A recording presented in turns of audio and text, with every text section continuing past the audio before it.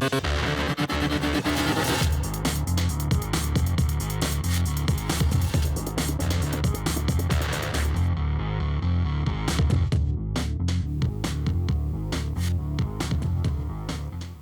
are back for another episode of SJHL Insider. Thank you so much for joining us. My name is Jeromy, Corrigan, media manager for the Saskatchewan Junior Hockey League. And of course, every episode of SJHL Insider on our podcast, whether it be on Apple or Spotify, is presented by SGI. But of course, our shows would not be possible without the great sponsors that we have across the Saskatchewan Junior Hockey League: Canterra Seeds, SaskTel, Capital Auto Mall, Saskatchewan Construction Safety Association, Chevrolet, Tourism Saskatchewan, Direct West, SGI, like I mentioned, SGEU, Great Western, Young's Equipment, and RBC. Thank you so much for your great support. And without their support, we wouldn't be able to put on these shows each and every week. So once again, thank you to all of our sponsors once again for supporting SJHL Insiders and, of course, SJHL Weekly, which also airs on Mondays. On today's show, we're going to recap a couple of games on Tuesday and Wednesday, but we'll also be joined by the play-by-play voice of the Melfort Mustangs, Mat Barrett. And the Mustangs have turned it around a little bit in the last about a week, as they've won 3 straight, and we'll see what's kind of been the reason for their little hot streak that they're on, as we bring in Clark Munroe. Clark, how are we doing today? Oh, it is wonderful, Jeromy. Always good to be talking SJHL on a Thursday. I can't wait to get into this. And you know what? It's shaping up to be a very exciting week and a very busy week. We say that every Thursday, but this week in particular, with a lot of interesting matchups in the Saskatchewan Junior Hockey League. But before we get into that, let's recap the last 2 days. Yeah, so we're going to get into it here as we kick off the show with the hat trick.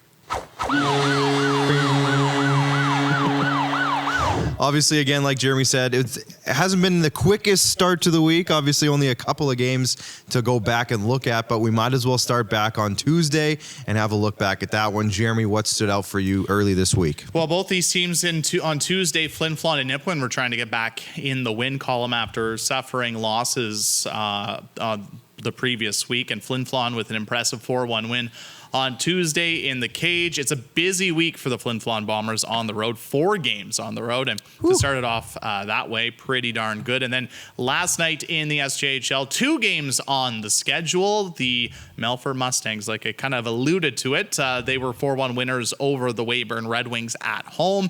They have now won 3 games in a row. And the Humboldt Broncos with a big 6-2 win on the road in Wilcox against the Notre Dame Hounds. They have now won back-to-back games, and now they have 2 big home games this weekend, also on their parents' weekend. And of course, all of our scoreboards are presented by Sask Lotteries. I guess when we look at those scores, I know it's only a trio of games, but what kind of stands out for you? Well, for first off, Humboldt, getting back into the win column again. 6 goals, 6 different goal scorers. So that's always good to see when you get distribution like that evenly across your entire roster. Melfort, like you said, continuing their last little hot week there.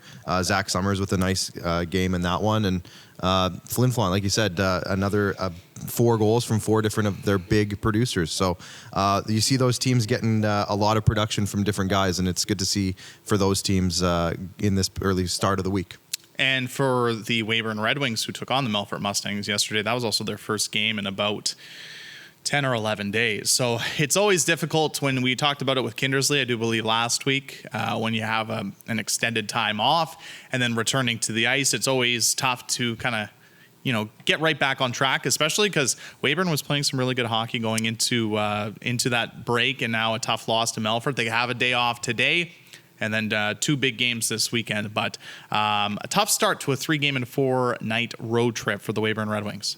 Yeah, absolutely. But, like you said, they were on their 8 track. So hopefully once they get back into it, maybe their legs are back under them against a tough opponent in Melfort too. So can't take anything away from them, as Melfort has been playing really good hockey in the last, like you said, week and a half or so.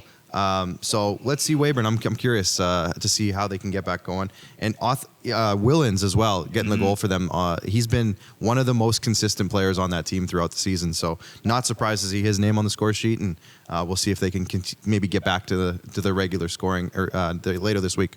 Now, we touched on Melfort, 3 wins in a row, and one of the big reasons for Melfort's success when they've been winning hockey games this season has been their goaltending. Yeah, goaltending, and let's have a look at that now. Actually, if you bring up the stats for the top 5 goaltenders in the SJHL at this moment, and you'll see a Melfort Mustang on this list. Joel Favreau, of course, at the bottom, but he has kind of jumped into that spot, putting up some really impressive play lately. And you mentioned it wasn't just him. Mm-hmm. No, I mean they've been getting solid goaltending, I think, for the most part all year, which is great to see for Melfort if you're a Melfort Mustangs fan. But if you look at this leaderboard, of course, Josh Kotai up at the front with a .942 save percentage. Last time we looked at the goalie stats, we looked at the goals against average, the leaders in goals against average, and today we're looking at the save percentages because I think save percentage is a lot more fair of a kind of a comparison of where goaltenders are at the junior A level. You have to look at their save percentage compared to their goals against average because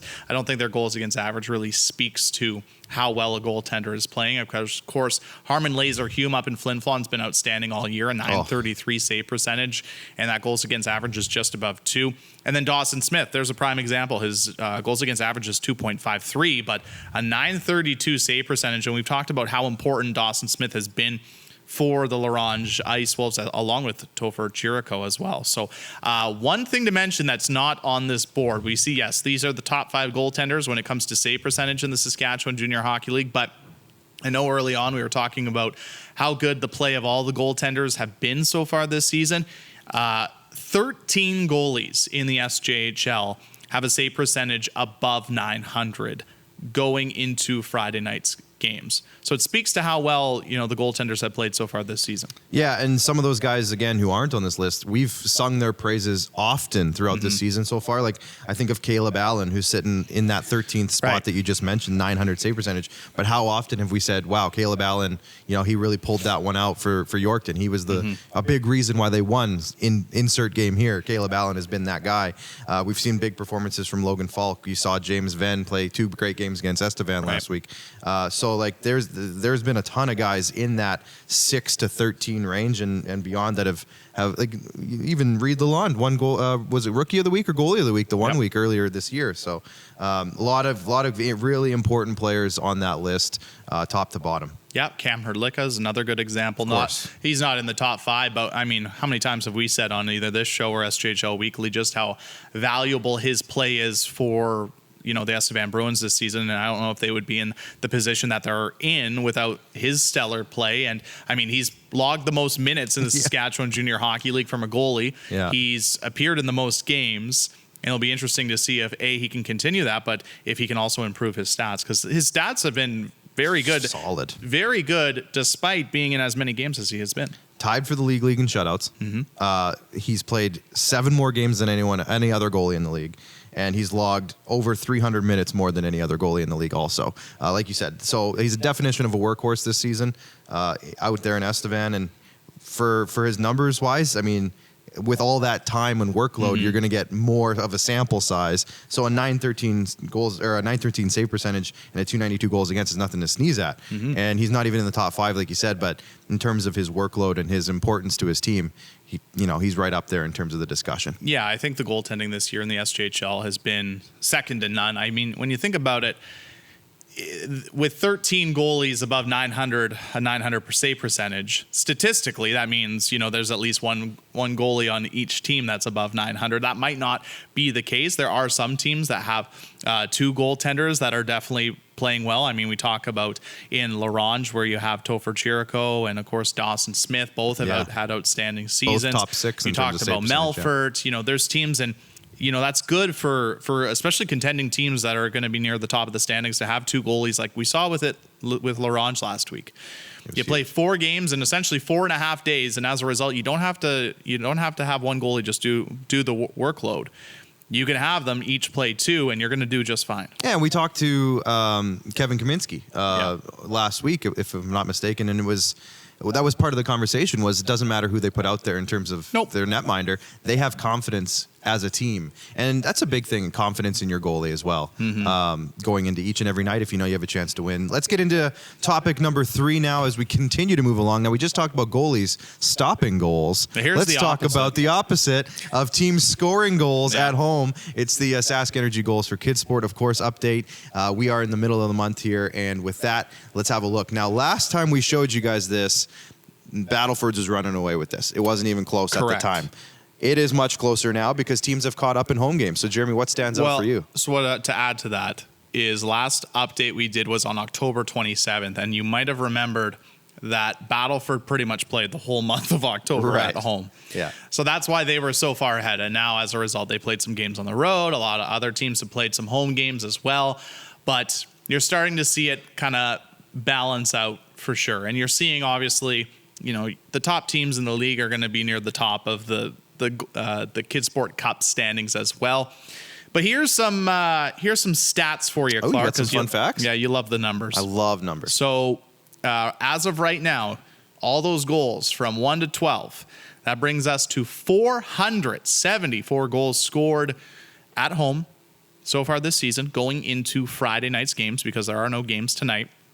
So since we last checked in on October 27th, that is up 131 goals. And that's only about, 2.5 weeks? 2.5, 3 weeks? Yeah.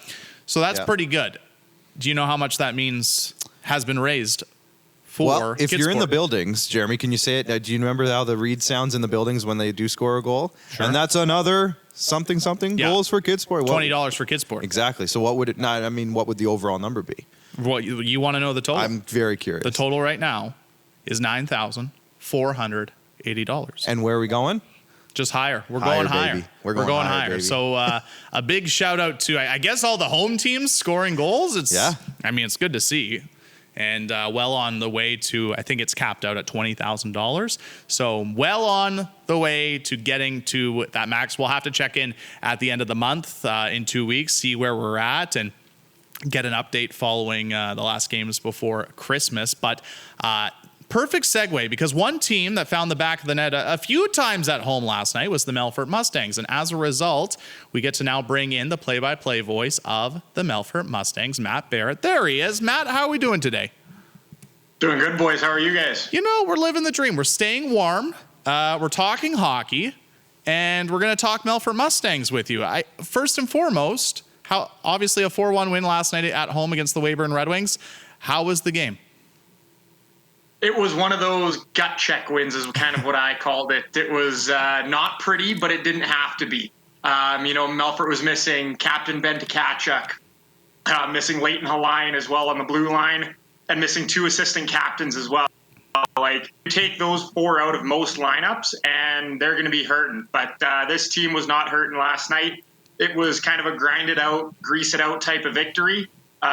Joel Favre was fantastic when he had to be, and the power play came to play, and worked out where they battled through it and managed to get away with the win in one of those games where it could have felt like a trap game maybe. For sure. So 3-game winning streak now for the Melfort Mustangs after those 2 wins in Estevan, and then, of course, last night against Weyburn. What have you kind of seen from this team in the last 3 games that maybe you didn't see earlier on this season for them to get on a little bit of a heater right now?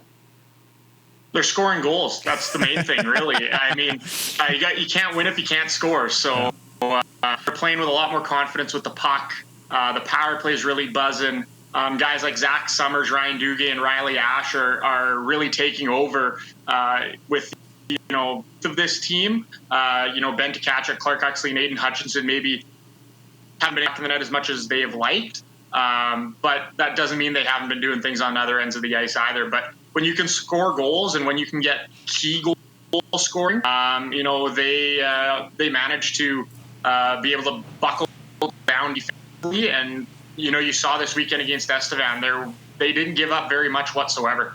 Now, we've talked about the Melfort Mustangs on both of our shows plenty, just about, I think, at the beginning of the season, we definitely thought, Melfort was going to be one of the top teams in the league, and they still can obviously be one of the top teams in the league, but it's been a up and down start to the year for the Mustangs. What have you made of the start? Yeah, inconsistency, right? I think there was one point where they were under 500 and they hadn't lost back-to-back games in nation all year, but they hadn't won back-to-back games either all season. It may have been one of the weirdest, 12 to 14 game starts to a season I've ever seen in this league. And they go in one night, go into Battleford, beat them in a shootout, and grind it out and really run with the North Stars, and then the next night they give up 7 against Kindersley. So, it's kind of that sort of start to the year, but they seem to have sort of found some chemistry with the lines, found some, some confidence, and have really bought in defensively first. And with that comes the offense with this system. And they've really started to sort of figure that out, I think, over the last, 10 games or so. We know the Ben Tkachuks, we know the Joel Favreaus of the Melfort Mustangs, but who are some players that may be flying under the radar for the Mustangs so far this year that have kind of caught your eye? Well, as of late, you look at Zach Summers. This kid might be the best 2004-born player in the SJHL, if you want. But he's got, 8 points over his last 3, and he's got 4 goals over his last 3. Like, this kid is outrageously good. The local boy, playing with Riley Ash and Ryan Dugay right now, and they seem to be lighting it up. But even, on the blue line, I think one nobody really gives a ton of credit to, but I think deserves way more, is assistant captain Leith Olofsson. He had a stretch to start the year where he had 4 goals in the first 5 games, and he didn't win Defenseman of the Week. Just one of those stretches. He is one of these most steady on this team. You can trust him in any situation. And really, he hits like a Mack truck, and he breaks the puck out well of his own zone. He's solid defensively. Just everything you want out of, a right-handed big defenseman. That's what Leith Olofsson is. And, schools should be, keeping an eye on him, I think, as well. Now, you've seen a lot of hockey already this season, but between obviously being around the Melfort Mustangs and teams coming in and out of the Northern Lights Palace. But through 2 months, when you look at the entire Saskatchewan Junior Hockey League, what kind of stands out so far this season from a league standpoint? The goaltenders, for one, at sort of a more general level. You guys had talked about it before I came on, and really look at the goaltenders. You have so many guys over 920, like, put the names in a hat and pick your goaltender of the year right now. I think Josh Cote has been probably the highlight of the year. He's been fantastic. But then even guys like Joel Favreau, who we knew were going to be good. Laser Humes found a home on. Dawson Smith and LaRange. Like, Cam Herdlicka has really shown that he can be a starter in this league. It's awesome to see all the netminders performing well and really showing that this, what this league is. And even just from a team perspective, who expected the North Stars to not lose in regulation over, what is it now, 20-some games. And, they haven't really had a ton of scares, a couple of overtime losses, shootout losses, but I don't think they were ever in too much trouble in any of those games where they had to claw their way back. They were probably within a goal most of those nights. So those are kind of the two that stick out to me. And the 16-year-olds that we're seeing in this league as well. Riley Ash, Karsten Cater, Eric Kale, Brock Evans. It's great to see the league get a little bit and see some of these 16-year-olds come in and really make an impact right away. Now, I got to bring up something the last time you were on here on SJHL Insider. You made the bold prediction that all 4 Sherwood Division teams would make the playoffs. Now, while doing my prep this morning, I looked, and if the playoffs started today, all 4 Sherwood Division teams would be the playoffs. I guess first and foremost, are you sticking with that prediction for the end of the season? I will stick with my guns for that one. The Nipawin Hawks are a better team than their record is showing. The Melfort Mustangs haven't seen them yet this year, but they are a good team. You're going to tell me the team with the second leading goal scorer in the league is not going to be in the playoffs? So I think the Nipawin Hawks will find a way to fight their way into the playoffs somehow, whether they're the 7th seed or the 8th seed. I think they're going to make it. I think that home ice advantage for Nipawin plays to their advantage. It's such a small rink, and it's tough to play in the cage in Nipawin and be the way they get into the playoffs. And then I think you look at Flin Flon, LaRange, and Melfort. Take your pick on who's going to win the division between those 3, and it wouldn't surprise me if the other 2 meet in the first round of playoffs. The Sherwood division is the best division in the SJHL. Well, you've predicted that through 2 months of the season so far. So I guess my next question is, can you also provide the winning lottery numbers for the next lottery? I wish. No? I wish. Fair enough. If I could do that, I'd be a really rich man, unfortunately. Fair enough. I figured I would just ask. Okay, final question for you. Melfort Mustangs in Humboldt on Saturday to take on the Broncos. What do you expect from the matchup? It's going to be a battle. It's turning out to be one of the best rivalries, I think, in the SJHL. These two teams don't like each other a bit. And, Humboldt's kind of come back down to earth after starting the year 8-0. And, this Mustang team seems to be playing their best hockey of the year right now. So this kind of seems like two trains going head to head that are going to collide. And I expect fireworks. It's going to be a lot of fun to, see these two go at it. Unfortunately, it's not a home and home, but, that's fine. I'll take the one game for right now. For sure. It's shaping up to be a great game, to say the least. Well, Matt, we appreciate your time. Thanks so much for hopping on the show, and have a great call on Saturday. Thanks, boys. I appreciate it. All right. That is the play-by-play voice of the Melfort Mustangs, Mat Barrett. Always great to have Matt on the show. The first two-time appearance on the show. He's the first person to get the encore. You weren't here for his debut edition. Yeah, no, I missed that one. But you know what? I saw it, and it was great. And now he was great again. Mm-hmm. And he's turning into a guy who, maybe he'll make a third. Maybe he'll be the first three-time appearance as well. Who knows? We'll see. I don't want to get ahead of myself. Maybe. But who knows? We'll see. And it's funny because since he came on the show, I have probably brought up that prediction to you a few times. A few times. Because especially through my travels and everything, seeing those four teams play, I started to become a believer in that. And I mean, again, like going into Friday, as of right now, all four teams are in a playoff spot. Yeah, and how many times have we talked about, as of this moment, how many of the teams that are currently in a playoff spot will be finishing in a playoff spot? Right.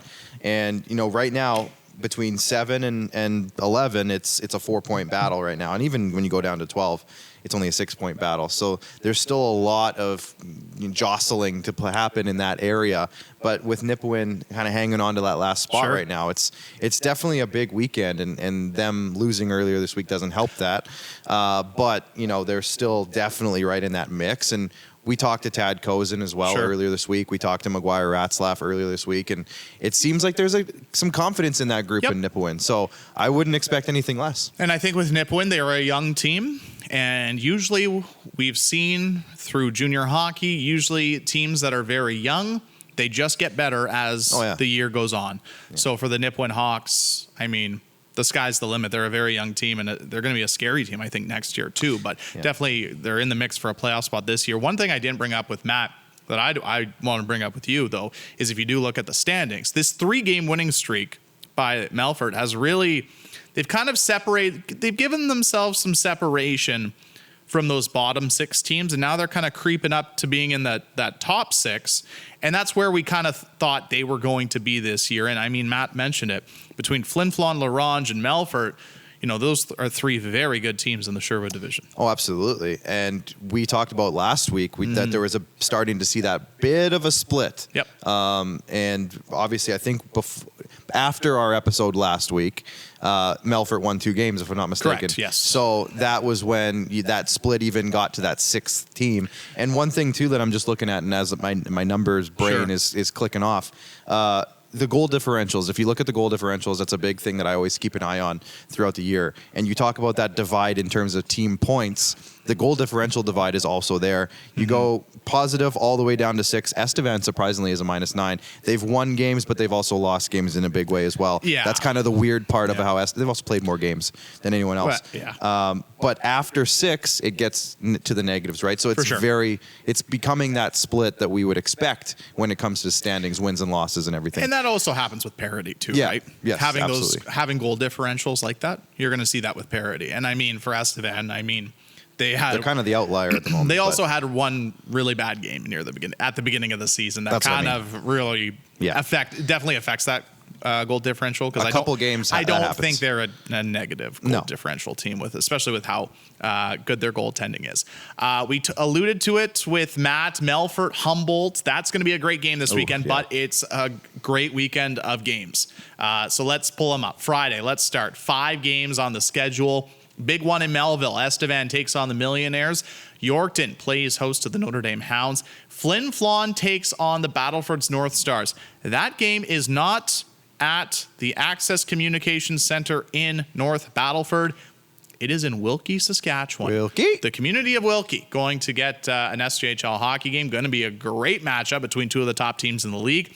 2 nationally ranked teams as well. So if you're in the Wilkie area, I highly recommend going to that I believe that's game. what they call a marquee. That is what they call a marquee matchup. Also a marquee matchup, in my opinion, at least this weekend. We're going to get into it. Kindersley against Nipawin. 2 games at the West Central Event Center in Kindersley. Crucial games between these 2 teams. And if it's anything like the game that they played last Friday, those are going to be great games. And then, of course, finally, last but certainly not least, the Weyburn Red Wings continue their road trip in L'Orange against the red-hot L'Orange Ice Wolves. Moving on to Saturday. Estevan against Yorkton. Interesting to note, Yorkton has Estevan's number this year. 2-0 against the Bruins. Yes, I know those were at the beginning of the season, but still worth mentioning, 2-0. You'll see Flin Flon against Battlefords once again. Note the start time, 2 o'clock, and that is because they are going to not be playing at the ACC in North Battleford. They will be playing in Battleford. The regular Battleford. So it took me a little bit to figure this out, but I figured it out eventually. Yeah, when you texted me that, I'm like, Yes. are you sure you wrote that correctly? I wrote that correctly. But yes. So, but also, again, note the start time, 2 o'clock. 2 o'clock. It's an afternoon game. The Melfort Mustangs, we mentioned, they are going to be in Humboldt taking on the Broncos. Broncos Parents Weekend. Ooh. So they're going to be motivated to get up and We go. saw what happened in L'Orange's Parents Weekend. That was Week. a Parents Week. Week. Yeah, not often you see a full Parents Week. Yeah. And then, of course, we mentioned Nipawin and Kindersley again, 7:30 start time at the West Central Event Center, and then L'Orange and Weyburn in the matchup on Saturday. Then, worth mentioning, on Grey Cup Sunday, just the one game on schedule. Note the start time. Again. Love saying note the start time. The Humboldt Broncos play the Flin Flon Bombers. 4 road games this week for Flin Flon.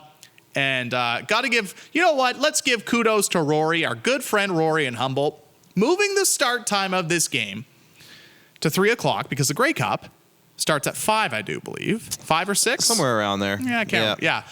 So, as a result, what they're doing is they're going to have the hockey game. It's awesome. And then they're going to have a Grey Cup showing party on the Jumbotron. What a warm-up. What a perfect warm-up to the football game. To hang out at the rink for a couple hours, watch a really good hockey game, by the way. I was going to say, I think the hockey game's the main event. Yeah, exactly. Yeah, there you go. To be honest I with mean, you. let's be real here. I don't know how good the football game's going to be. Yeah, but this exactly. isn't It'll CFL be a good way Insiders. the football game will be a good way to settle down after will be a rowdy hockey You game. could actually, after only sitting on the edge of your seat for the hockey game, you'll actually get to sit on the full seat. Sit back and Yeah, relax. you'll get to relax. Yeah, exactly. So yeah, some really great matchups, and we talked about the marquee ones, of course. Okay, what one stands out for you? Yeah, I was gonna say if we can go If back, you had to pick one. if you can pull up that, I think it was the Friday schedule, guys. If you can pull that up really quick, there's one that I kind of saw that has some implications. No, it was, actually it was this one, Yorkton, Notre Dame. Now, that one, because of the fact that Notre Dame right now is sitting at 18 points and Yorkton right now is sitting at 16 points. Now, Interesting. are they not in the same division? And divisions aren't as important yeah, they anymore. are. Nope. But if, Yorkton's been a team that they started really well, Yep. and then they've been finding their way the last little bit. Now, if they can win this game against Notre Dame, essentially tying themselves in the standings with Notre Dame, Right. that could go a long way. And we talked about this, I think it was last week or the week before on this show, Jeromy, about finding that spark. At some point in the season, something could happen that would spark your team the rest of the way. And I think if Yorkton can find a win or two in the next little bit, that could go a long way for that organization of being that little thing that they needed to get to that next level. Well, you know what that Friday game, though, kicks off for Yorkton? 4-game homestand. There you go. And bing, bing. Yeah, and I mean that's a team that hasn't played at home in quite some time. been a while. So it's been a while. There's our song reference for the week. Yeah, there it is. Dang. So I think it's been like 2.5, 3 weeks Right. since Yorkton's actually got to play in Yorkton. So they're going to be motivated to play in front of their home crowds, and they got two big home games this weekend for sure, as they take on Notre Dame on Friday and then Estevan on Saturday. So that should be a big weekend for them. But what I was going to add is when you look at this schedule for the week, and I think it's going to be like this moving forward. Of course, we talked about kind of that divide between the top 6 and then the bottom 6. And 7 to 12, yeah. So when you see this schedule and you see the two teams in that bottom 6 playing each other, those games are just going to mean even much more. And then same with that top 6. Right. And of course, every game is going to matter, but I think when you look at the schedule and you see kind of those matchups, I think that's what stands out. So when I see 2 games in Kindersley between Nipawin and the Clippers, those are in my opinion, those are huge. That's 4 points. Huge weekend for both those teams. If one of those teams can go out and get 4 points, you're setting yourself up pretty good to bump up, to get a good leap in the standings. That, and let's add to that, hold the other team from getting those 4 points. Bingo. And that's where that extra emphasis comes in. And we talk about 4-point games. Yeah. That's where, Nipawin holding Kindersley from getting points. Right. Would be almost double as important as them just also adding points. We want to hold back those teams below you from creeping up on you as well. Those top 6, to add to your point from a couple minutes ago, they all want home ice advantage in the playoffs. Yes. So they want to get into that top 4 discussion. So that all adds to that as well. So there's so many storylines, and it's all popping up here. And it's today is what, November 15th, 16th, 17th. 17th. Yeah, I think so. There you go. Anyways, I don't know regardless, anymore. that's 2 months into the season. Yeah. It's 2 months into the season as of yesterday. So nobody is even at halfway through their schedule yet. So Estevan's getting close. they're close. They're the closest. Yeah. They're getting very close. Just about there. But it's going to get a little quieter for the Bruins. 2 games this week, and then I think only 1 next week as well. So it's going to quiet down for them. But yeah, coming back to that point, Nipawin and Kindersley. And Kindersley, remember, another thing worth mentioning too with Kindersley, they play the least amount of games. Yeah, they're still catching up. So they got to get some points in these games. Obviously, you're playing a team that's you're right in the mix with. But if you can get points at home against this Nipawin team, it's going to go a long ways. Especially, I'll mention it now. Their schedule next week is tough. Monstrous, would you say? No. Not quite monstrous? Well, no, I just wouldn't have said that word. Oh, okay. You said tough. It'll be a big weekend for them. Yeah. They play, I don't know, yes, they play 5 games in 6 days. Yeah. All on the road. And I don't remember the order of it, but I'll pull it up. It's Melville, Yorkton, Tuesday, Wednesday. Then Melville, Yorkton, Friday, Saturday. It might be vice versa. And then they wrap up 5 games in 6 days in Wilcox against the Notre Dame Hounds. Yorkton, Melville, Notre Dame. So you nailed it. Yeah. There you go. So, you have 2 home games this weekend. Build some momentum going into a big week next week. But obviously we'll talk about that next week. But I think a big weekend for those 2 games. And honestly, now we got to talk about it. Flin Flon Battlefords. Yeah. They're two nationally ranked teams. Battleford's ranked 1. I do believe Flin Flon's 13. Yeah. And they've been up and down as well, too. Flin Flon, they've been jumping around. A little bit, on that for sure. standings. Yes. The national ranks. In the national rankings. Battleford's been consistent at number 1. They have, yes. But for Flin Flon, you get some momentum back, getting that win on Tuesday. And now you get 2 games between Flin Flon and Battleford, and it's a shame that they can't be played at the ACC in North Battleford, because that rink would have been rocking. Oh boy, yep. But I think these rinks in Wilkie and Battleford are going to be bumping too. I've already seen Twitter, like people talking on Twitter about how exciting it's going to be there. It is. I've seen tweets about it, so that when that happens, it's going to be a rockin' building in Wilkie, and that's just going to be a lot of fun for that community. Yeah. They get to see some amazing hockey going on for a very special night. And I think they're going to embrace it because they do have a pretty strong hockey community in Wilkie. They do. They have a great senior hockey program. I know some people who come out of there, and they always say good things about that community. So they are going to get behind that game. And I just, that rink's going to be packed. It's going to be a lot of fun. It's going to be packed. I almost say we should go. We should get there. I don't know if there'll be tickets available. No. We might not be able to get in, No. but I think it would be a ton of fun to be there. And I just, make sure if you're around the area and you're hearing this and you're like, I'm on the fence, get to the game. It's going to be a ton of fun. And in that smaller rink, I think it'll be a blast. And we talk about, too, with obviously Battleford's 21 games, and they've yet to suffer a regulation loss. Yeah. And they're going to have 2 very difficult games against the Flin Flon Bombers this weekend. Finally, the other 2 games I kind of wanted to touch on is L'Orange and Weyburn. Obviously, the Ice Wolves are playing some great hockey. Oh. They just won 4 games in 5 days at home. They wrap up their homestand against the Weyburn Red Wings. Of course, Weyburn looking to now get back in the win column following that loss to Melfort. What do you kind of make of this matchup? And I guess when it comes to Weyburn, what do you think they have to do to be successful against the L'Orange team? Well, I guess there's a little bit of like the rest versus rust debate, a little bit that comes into play because, like you said, Weyburn's had some time off. They just got the 1 game to get their legs back under them, whereas L'Orange has been very busy. They had a very busy week. Family was in town. They played a lot of games. So that's, I guess, going to be where I'm going to, is L'Orange going to be Mat Barrett actually made a really good reference. They almost, it could have been a trap game for Melfort the other night. Sure. And that's what he quoted as saying that was a trap game.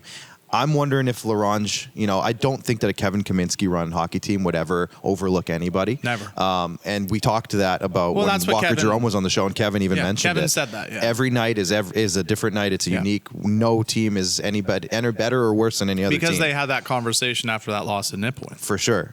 And maybe because they kind of noticed a trend of that happening. So I don't expect that to be the case. And Weyburn's going to have their hands full because L'Orange is... They're jumping right now. Like they're playing really well. Yeah. We talked about their goaltending earlier in the show. Their scoring is picking up, and they've added some pieces throughout the year to kind of boost that. So Weyburn's going to have to come out with their A+ game for that one. That's for those 2 an understatement. Yeah, exactly. Yeah. Yeah, there's definitely some tough weekends for a couple of teams in the Saskatchewan Junior Hockey League, and for Weyburn if they can get some points on the road and a very difficult rink to play in.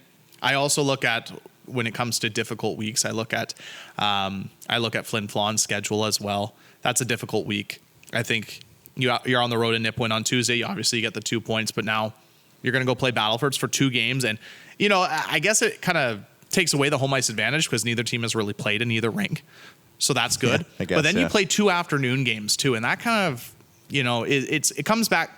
It's almost like the showcase again, where you're playing at times that you're not kind of familiar with, but you play a 2:00 game and then a 3:00 game. At least that'll, the first one will help you prepare for the second one. But yeah, tough games though. Oh, 2 against Battleford and 1 against Humboldt. Yeah, I mean, what a weekend. And sometimes with those early games, you kind of you throw your routine out the window a little bit and you kind of just go out and play. And maybe we'll see some really interesting games in that regard. Maybe some high scoring ones. Maybe, maybe some of the strategies are a little off or whatever it happens to be. But either way, what a weekend for that. Yeah, absolutely. It's going to be a tough one. And of course, there's a couple of key divisional matchups, obviously, too, with Melville playing host to Estevan on Friday and Estevan and York on Saturday. I mean, we say it each week. Every game's going to be an important one. And we'll see if, some of those teams that are struggling that we kind of talked about, see if they can bounce back and get back in the win column. I know Melville only 2-8 in their last 10, looking to try and snap I think it's a 5-game losing streak right now. So they're looking to try and bounce back, and hopefully for them, they've had a week off since their last game. They can have a good week of practice, and then maybe they'll bounce back against Estevan. Well, we talk about how often do we talk about how good those Battlefords guys have been at the top of the league scoring? Dole, Southgate, and Bell. Right behind them, Kane and Wills. Right. And those are Melville's, go-to top guys. Yep.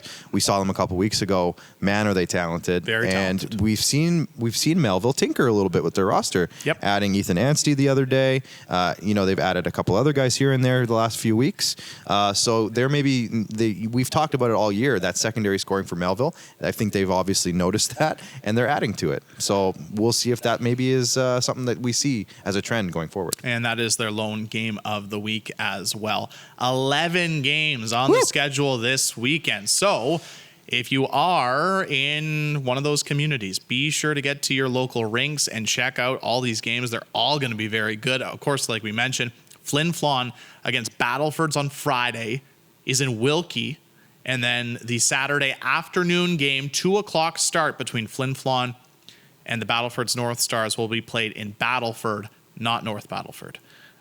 So be sure to stay up to date at sjhl.ca, and you can find all the schedules and everything like that, standing stats, you name it. But of course, if you want to stay up to date in the Saskatchewan Junior Hockey League, follow us on social media, like us on Facebook, follow us on Twitter, Instagram, TikTok. Make sure you subscribe to the YouTube channel. It is free. It is growing. You can see all of our SJHL Insider shows, SJHL Weekly, our Women in the SJHL, hosted by Megan Hayhurst. They've been great. All of our other features coming to the YouTube channel as well. We got a lot kind of cooking in the can right now. So stay tuned. There's a lot more coming, and there's been a lot going out on the YouTube channel. Highlights as well. Forgot to mention that. So be sure to subscribe to the YouTube channel because there's a lot of great content coming your way. And of course, if you want to listen to this show on demand, SJHL Insider or SJHL Weekly, subscribe to our wherever you get your podcasts, whether that be Apple or Spotify. And of course, our podcast sponsor is SGI for their audio podcast sponsor. So thank you so much, SGI, for sponsoring that. But of course, there's so many great sponsors that we have for SJHL Insider and SJHL Weekly. Canterra Seeds, SaskTel, Capital Auto Mall, Saskatchewan Construction Safety Association, who also present all of our coaches' interviews, Chevrolet, Tourism Saskatchewan, Direct West, SGI, SGEU, Great Western, Young's Equipment, and RBC. Thank you so much for your support. Without your support, we wouldn't be able to put on these shows each and every week, and we wouldn't be able to talk about, the league that we care so much about. So thank you so much for your support. If you can't make it out to any of the games this weekend, be sure to go to Hockey TV. You can watch all the games online. And I've been told, I do believe those games in Wilkie and Battleford will also be on Hockey TV. So that is good news as well. Great news. If you are unable to get a ticket, because they're going to be flying from the ticket office for sure for those two games in those communities. You can subscribe to Hockey TV. It's just $29.99 a month, and you can catch all the games you want in the Saskatchewan Junior Hockey League, and you can also watch games on demand as well. But if you can't watch the games online or make it to the games, stay tuned to the SJHL socials where you can see all of the highlights for the league. 11 games on tap this weekend. Be sure to tune in. For Clark Munroe, my name is Jeromy Corrigan, and this has been another great episode of SJHL Insider. Enjoy the games this week, everyone.